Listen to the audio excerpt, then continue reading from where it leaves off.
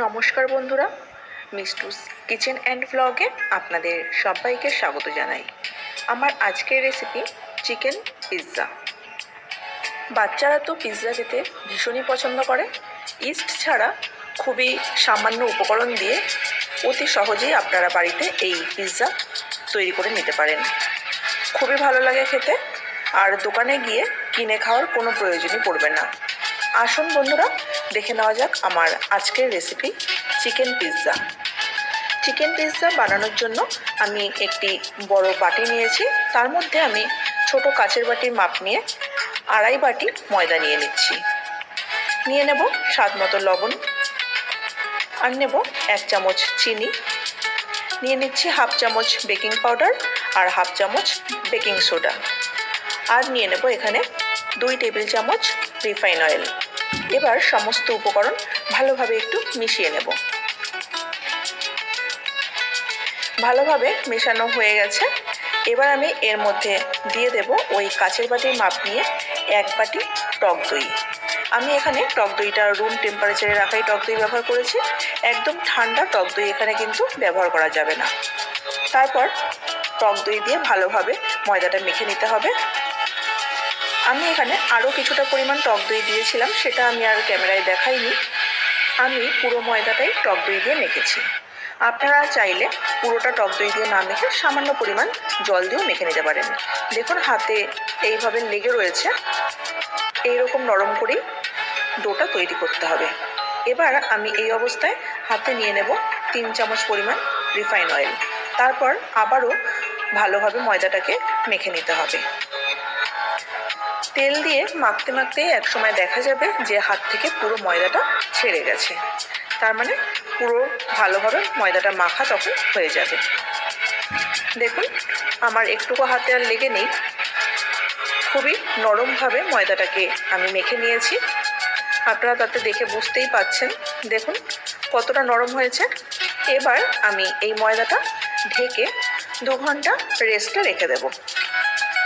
আমি এবার চিকেনটা রেডি করে নেব। তার জন্য আমি গ্যাসের উনুনে একটি ফ্রাইং প্যান বসিয়ে দিয়েছি। তার মধ্যে আমি দিয়ে দিলাম 3 চামচ পরিমাণ রিফাইন অয়েল। তেলটা গরম হওয়া পর্যন্ত অপেক্ষা করব। আমি আগে থেকেই চিকেন ছোট্ট ছোট্ট টুকরো করে কেটে আমি টক দই আর থেতো করা রসুন দিয়ে মেখে রেখেছিলাম 1.5 ঘন্টা মতো। সেই চিকেনটা আমি এবার দিয়ে দিলাম। একটু নাড়াচাড়া করার পরে আমি এর মধ্যে দিয়ে দেব আদা রসুন বাটা 1 চামচ। সেটা দিয়ে ভালোভাবে একটু নেড়ে নিচ্ছি। এবার দিয়ে দিচ্ছি সামান্য লঙ্কা গুঁড়ো, সামান্য হলুদ, আর দিয়ে দেব স্বাদ মতো লবণ। তারপর ভালোভাবে একটু ভেজে নিতে হবে। ভালোভাবে মিশিয়ে এবার চিকেনটাকে আমি ভেজে নিচ্ছি। আমি পুরো চিকেনটা টোটাল 15 মিনিট ধরে ভেজে নিয়েছি। দেখুন আমার চিকেনটা এবার পুরোপুরি রেডি হয়ে গেছে। এবার আমি গ্যাসটা অফ করে দেব। অন্যদিকে 2 ঘন্টা পর আমি এবার ঢাকনাটা খুলে নিচ্ছি। ময়দাটা দেখুন কতটা নরম, কতটা সফট। আমি আবারও ময়দাটা ভালোভাবে একটু মেখে নেব। এবার এই ময়দাটাকে আমি একটি থালায় নেব। আমি আগে থেকে একটি থালা উপর করে তার উপরে ময়দা ছড়িয়ে রেখেছিলাম। এবার ময়দার ডোটা আমি ওই থালার উপর নিয়ে নিচ্ছি। তারপরে হাত দিয়ে এইভাবে প্রেস করে আমি এটাকে একটু স্প্রেড করে নেব। আপনারা চাইলে এটা বেশি করে ময়দা দিয়ে বেলেও নিতে পারেন। আমি হাত দিয়ে এইভাবে একটু ছড়িয়ে ছড়িয়ে এটাকে বড় একটা গোল শেপ দিয়ে নিচ্ছি। আপনারা চাইলে এখান থেকে 2খানা পিৎজাও তৈরি করে নিতে পারেন, কিন্তু আমি একটা বড় আকারের পিৎজা বানাবো, তাই আমি পুরো ডোটাই নিয়ে নিয়েছি। এটা তৈরি হয়ে গেছে, আমি সাইডে রেখে দিচ্ছি। এবার আমি যেই থালায় পিৎজাটা তৈরি করব সেটা নিয়ে নিলাম। এর মধ্যে আমি দিয়ে দেবো 3 চামচ পরিমাণ রিফাইন অয়েল। রিফাইন অয়েলটা ভালোভাবে থালার চারপাশে একটু লাগিয়ে নিতে হবে। রিফাইন অয়েলটা কিন্তু একদমই মাস্ট, এটা দিতেই হবে। খুব ভালোভাবে থালার চারপাশে লাগানো হয়ে গেছে। এবার আমি ওই ময়দাটা এই থালার মধ্যে নিয়ে নেব।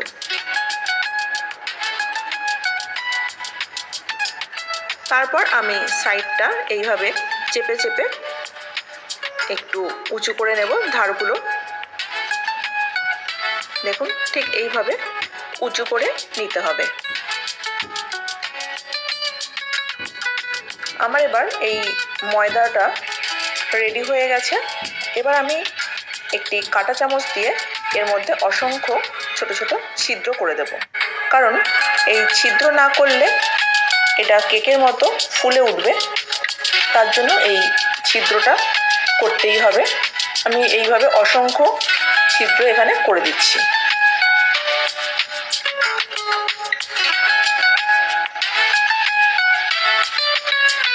এবার এটা হয়ে গেছে।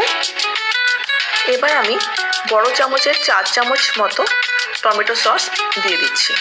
আপনারা চাইলে টমেটো সসের বদলে পিৎজা সসও ব্যবহার করতে পারেন। আমার কাছে পিৎজা সস ছিল না, তাই আমি এখানে টমেটো সসটাই ব্যবহার করেছি। তারপর এইভাবে চারিদিকে লাগিয়ে নিচ্ছে।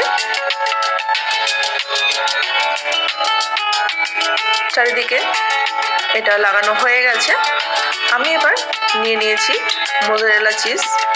চিজটা একটি গ্রেটারের সাহায্যে ভালোভাবে গ্রেট করে চারিদিকে ছড়িয়ে নিচ্ছি।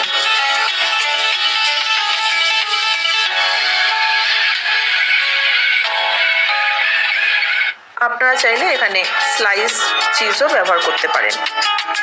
এবার আমি যে আগে থেকে চিকেনগুলো ভেজে রেখেছিলাম, সেই চিকেনগুলো আমি দিয়ে দিচ্ছি।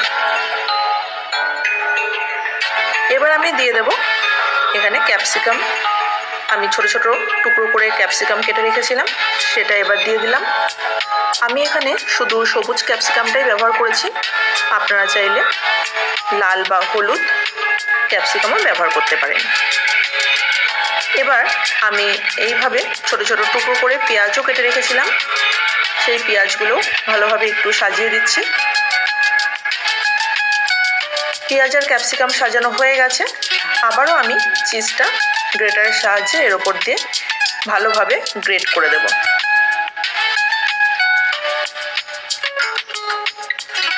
এই চিকেন পিৎজা খুব সহজেই বাড়িতে তৈরি করা যায়। বাচ্চাদের যখনই খেতে ইচ্ছা হবে আপনারা এইভাবে বাড়িতে চিকেন পিৎজা বানিয়ে দিতে পারেন, খুবই কম উপকরণ দিয়ে। এবার আমার চিজগুলো গ্রেট করা হয়ে গেছে। ওপর দিয়ে আমি কিছু সুইট কর্ন দিয়ে দিচ্ছি। সুইট কর্নগুলো ছড়ানো হয়ে যাওয়ার পর এবার ওপর থেকে দিয়ে দেবো অরিগ্যানো। এই অরিগ্যানোটা পিৎজার জন্য খুবই জরুরি। হয়ে গেছে। এবার বেক করার জন্য আমি একটি কড়াই বসিয়ে নিয়েছি। তার মধ্যে আমি দিয়ে দিলাম 1 কাপ পরিমাণ লবণ। লবণটা একটু স্প্রেড করে দিচ্ছি। এবার একটি স্ট্যান্ড আমি উল্টে একটি লোহার স্ট্যান্ড রেখে দিচ্ছি। তার উপরে আমি ওই পিৎজার থালাটা দেব। এবার ঢাকনা বন্ধ করে আমি এটা বেক করে নেব 15 থেকে 20 মিনিট।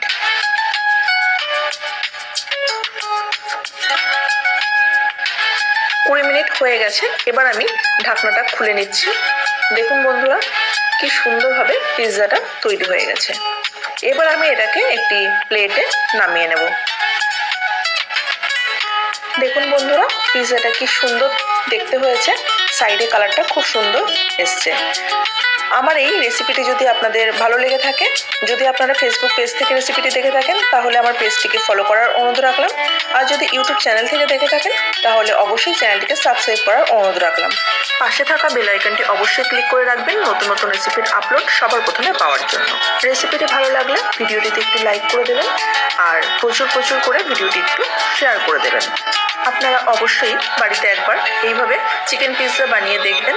বাচ্চাদের খুবই ভালো লাগবে আর দোকান থেকে গিয়ে কিনে বাচ্চাদের খাওয়ানোর কোনো প্রয়োজনই পড়বে না।